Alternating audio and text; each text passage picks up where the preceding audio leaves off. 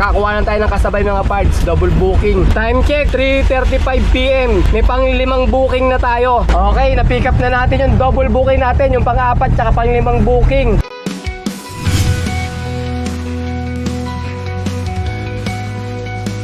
Good day mga parts. Today is another booking day na naman tayo. October 3 ngayon, 2024. Time check, 9:08 AM. First booking natin from Talipapa going to Makati sa halagang 630. Ang layo ng pickup location ay 2.9 km.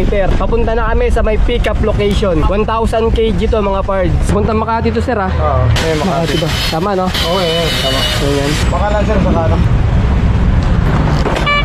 Yan lang yung pick up natin mga parts. Picturean natin. Bali 7 pieces. Okay. Time check, 9:37 AM. Nakakuha na tayo ng kasabay mga parts. Double booking. From Talipapa going to Pasig sa halagang 477. Ang layo ng pickup location ay 1.9 km. Papunta na kami sa may pickup location. Anong kukunin sir? Sino ba nagpakuha? Sino nagpabook? Nag-book. Kaya lang, walang pangalan nilagay kasi. Pero papuntang ano to, Ortigas. Diyan dadalhin. Ito yung number nung book eh. Tingnan mo. Baka kilala mo yan. 550, may kaya ko. Ha? Ayun yan. Nakakalas ko lang, buti kinalas ko. Sabi niya, pag may oras Binook niya na eh. Ano ba tayo? Hindi ko alam. Ha? Hindi ko alam.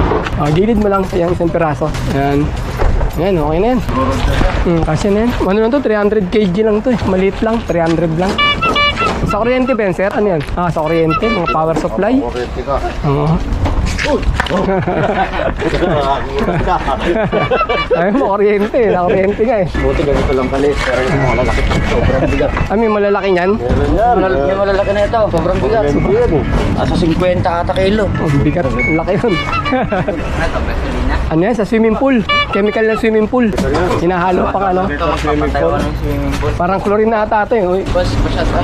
Shoutout. Okay, picture natin.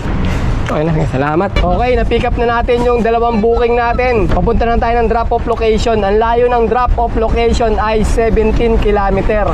Alright, let's go! Nakakuha agad tayo ng kasabay mga parts. Para sa akin kasi, pagka Monday, Tuesday, Wednesday, medyo pangit yung mga parts eh. Dito sa lugar namin medyo mayroon kumuha ng booking. Pero pagka Thursday, Friday, Saturday yan, medyo maganda yung booking na lumalabas kay Lalamove pag dito sa lugar namin. Nakakapagsabay kami. Kaya tatandaan nyo mas maganda araw kay Lalamove yung Thursday, Friday at Saturday. Yan, maganda medyo dagsa yung booking niya mga parts. Pero sa umaga, wala pang ganong high demand tayo makukuha. Yung mga booking natin, mga regular booking lang to, walang kasamang high demand. Maya-maya to, mga tanghali, hapon, yan, dyan magkakaroon na maraming high demand mga parts pagka Thursday, Friday, tsaka Saturday. Yun ang yung base sa experience ko yun mga parts, kinukwento ko lang sa inyo. Kubaw tayo mga parts, traffic na naman sa may EDSA. Ito, magbibigay ako ng tip kung paano natin malalaman kapag ka-traffic dito sa may EDSA. Ganito mga parts, kapag na-stop pull ka rito ng 20 seconds, ibig sabihin traffic yung EDSA. Bilangan natin, 1, 2, 3, 4, 20. Yan, pag ganyan, walang duda, traffic yan mga parts. Pag inabot ka ng 20 seconds na hindi gumagalaw dito. O yan, kita nyo naman, di na kailangan sabihin pa. Yan, pati sa kabila o sa ilalim mo, wala ring galawan, Ganyan, pagka inabot ka ng 20 seconds, traffic yung EDSA mga parts, di ba? Yun, natapos din yung traffic mga parts EDSA. Ortigas tayo, Ortigas. Parang rito nasa may bambansa na tayo. Para tayo nasa may Miami, Florida, USA. Yan ang mga building, Ayan, ini-enjoy ni tatay yung view,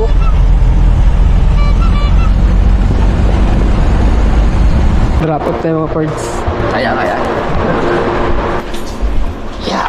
Sakit pa rin ako. Kaya na lang tayo, masakit pa rin ako Nawapersa pa rin. Sige, ako na dyan tayo. Ako na dyan. Doon na kayo. Yan, picture ko lang tayo. Picture ko lang sir Okay, kasi pabayad tayo. 100. Okay mga parts, papunta tayo sa may second drop-off natin, ang second booking. Ang layo na lang ng drop-off location ay 5.1 km. Alright, let's go! Lumabot sa itong kamay ko.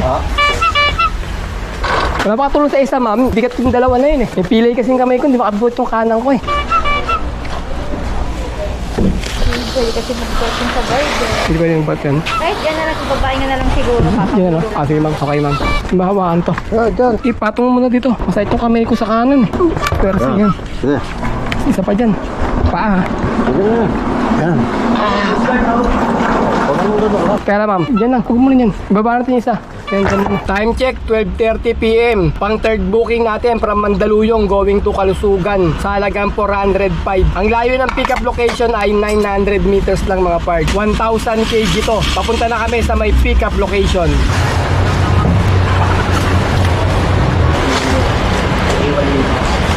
Ay, oo, nag-vlog ako. Ayun, puro gulay. Follow ako sa'yo eh. Ah, Follow ako sa'yo. Saan ka punta? ano to? Diyan na sa Erod, P. Rodriguez lang. Ikaw ba, Antipolo? Okay mga parts, papunta na tayo ng drop-off location. Ang layo ng drop-off location ay 8.4 kilometer. Alright, let's go!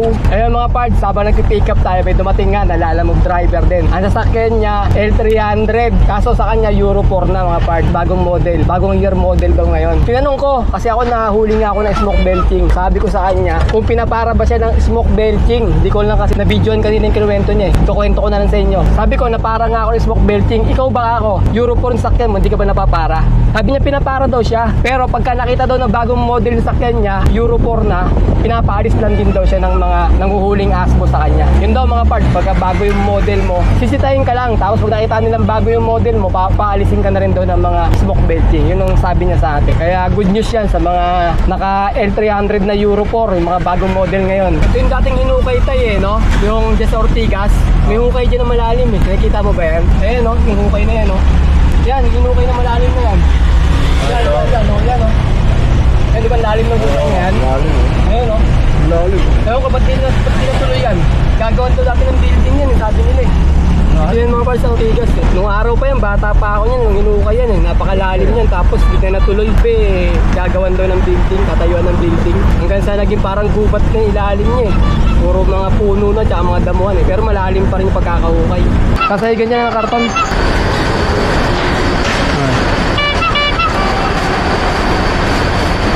Time check, 2:49 PM. May pang-apat na booking na tayo from Manila going to Las Piñas sa halagang 977. 300 kg to mga parts. Ang layo ng pickup location ay 1.4 kilometer. Papunta na kami sa may pickup location. Sir, lala mo ba ko sir? Kaya ano daw, Edward? Ito, cellphone number na niya. Oo. Number niya, pasulat na lang. May papel. Dito. Sige sir. Sisahin sir oh. Edward de la...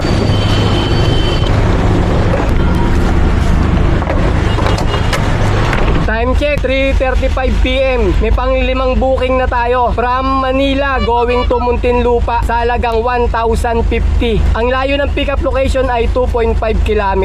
1,000 kg to mga parts. Papunta na kami sa may pickup location. Sir, lala move yung kay Ryan. Ayan. Dito, tawagan ko nga, mali ba? Ano ba pickup double? Oo, na may foam daw. Ano number yan? Hindi siya yan? Anong pangalan ng shop nyo? Chua. Kaya lang. Hello sir, saan ba kayo sir? Dito kayo sir? Opo, saan ka na? Dito pala. Foam tsaka bed frame eh. Huwag dyan, basa. Alam ko sir, may boy chua rin sa kabila, di ba? Oo. Nakapag-pick up na rin ako doon. Ito yung sir. Doon yung bayad na to sir, no? Sa drop off na. Sige. Okay, na-pick up na natin yung double booking natin, yung pang-apat tsaka pang-limang booking. Papunta na tayo ng drop-off location. Ang layo ng drop-off location ay 20 km.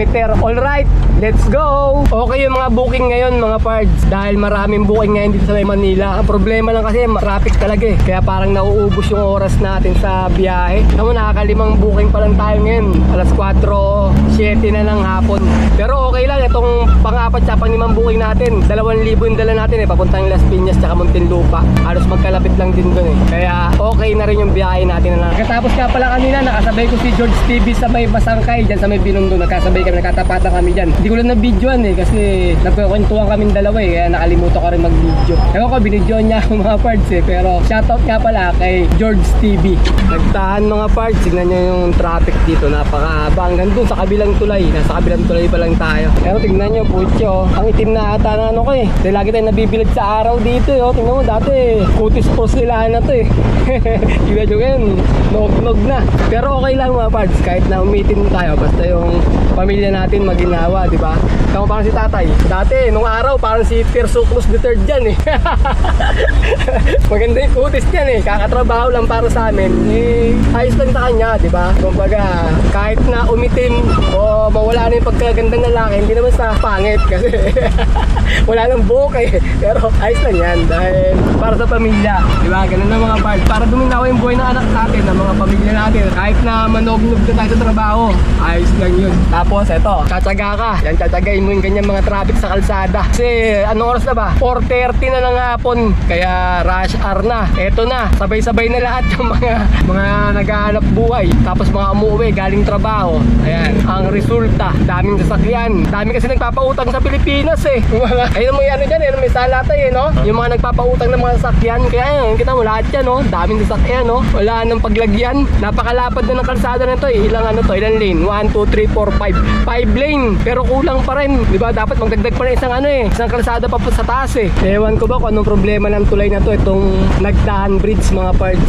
Pero parang alam ko tawag dito talaga Mabini Bridge eh. Diba tayo? Mabini Bridge to. Pero nakalakihan ko na yun. Tinatawag tong Nagdahan Bridge eh. Nagdahan na tayong lugar na yan eh. Yan na yung ano, yung Malacanang Palace. Tapos ito na yung Nagdahan Bridge. As known as Mabini Bridge. Kasi pag akit mo pa lang dun sa unahan dun, nandun na yung mukha ni Mabini. As dyan bandang gitna, nandyan din yung mukha ni Mabini. Pagbaba mo rin dun, meron din siyang mukha dun. Kaya Mabini Bridge to eh, sa pagkakaalam ko eh. Drop off tayo mga kapard. Magaling lang sir, sige sir. Drop off na tayo ng pang-apat na booking natin. Dito tayo sa may, ano na ba to? Las Piñas, sa may Kanaynay Avenue. Okay. Okay sir, sige sir, salamat sir ha. Okay, papunta na tayo sa pang-limang drop-off natin ng 5th booking. Ang layo ng drop-off location ay 9.3 km. Alright, let's go! Ito tayo mga parts sa pang-limang booking natin. Baba natin tong bed frame. Wala na rito yung ano eh, yung pag-drop-offan natin eh. Umalis daw eh. Bali, iwan natin sa guard tong ano, item ni ma'am. Tapos yung bayad, nandun na rin, nasa guard na daw. Iniwan na rin daw ni ma'am. Binili niya na daw lahat. Tinawagan natin kanina eh. Sabit. Yan. Kaya lang sir, 1,000 ano yata eh. Kaya lang pakita ko ulit, nakalimutan ko sa apps ko eh. Sa lobby. Kaya lang sir, may pom pa sir ah. May sopa pa yan, sir? Pom lang yung pom yan. Teka lang. Ayan lang yan? Kaya lang sir, yung dalawa sir. Yung frame tsaka yung pom. Magkano yan? 1,050 sir. May sopa? Wala yun sir, yun lang. Ano masabi ni ma'am? Sabi may sopa? Nabili ko yun ha? Tawagan ko ulit si ma'am para sigurado. 1,050? Ayan na. Pero yun ang ano, pinadeliver sa amin. May super na yan. Ano masabi? Tawagan ko muna para ano, siguraduhin ko kay ma'am.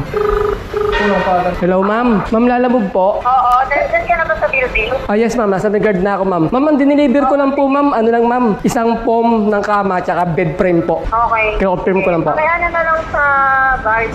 Sige po ma'am, yung payment po. Okay, thank you. Okay, thank you ma'am. Ayun daw sir, okay daw. Sino yan? Ma'am ano, Myra. Baka iba magdadala nito ang sopa. Siguro po. Na-check mo ha, wala na sopa. Okay na sir. Salamat sir. Time check, 8:03 PM. Nakakuha pa tayo ng pang-anim na booking. From Taguig going to Valenzuela, sa halagang 994. Ang layo ng pick-up location ay 1.2 km. Papunta na kami sa may pick-up location mga parts. Yan, ha? Okay.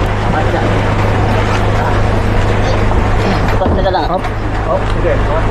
Kunin ko lang yung anak center stand. Pakihawak ba siya? Pauwi na sana kami mga parts eh. Mula rin sa may Muntinlupa, pauwi na kami ng bahay. Habang binabaybay natin to pauwi ng bahay, dumaan kami sa may C5 Taguig. Swerte naman, nakakuha tayo ng bukid dito sa may C5 Taguig. Okay, drop off na tayo mga parts. 6 na bukid to. Dito na lang po. Dito sa bakal. Dito tayo, sa kabilang bakal tayo. Alala naman niya. Sige. Sige pa. Hawakan mo lang muna bila. Sige. Diretso Taas, naman taas, pera. taas. Dito naman sir, sa ano? Dito ang lakas. Yun. Salamat ah. Maraming salamat. Okay, salamat ni sir ah. Okay mga parts, ginawa ni sir na 1.3 yung booking. 995 lang. Okay mga parts, bale 10 PM ng gabi natin natapos yung last booking natin. Bale naka-6 na booking tayo sa maghapon. At ang kinita natin ay 3,648. Pagkatapos mga parts, nakakuha kami ng 500 na tip. Maganda yung tip na nakuha natin ngayon. Kasi yung last booking namin, 300 yung binigay na tip sa amin. Kaya naka 500 na tip tayo sa maghapong biyahe natin ngayon. Ngayon, i-plus natin sa 3C48 na kinita natin yung 500. Sabihin na natin magiging 4,100. Pagkatapos, nag-diesel kami ng 900 at 200 na pangkain. Bale, 1,100 yun. I-minus natin sa 4,100 yung mga parts. 4,100 minus 11 equals 3,000. Ayun mga parts, naka 3,000 tayo na malinis. Labas na rin yung pangkain, pan-diesel, saka yung commission nila Lalamove.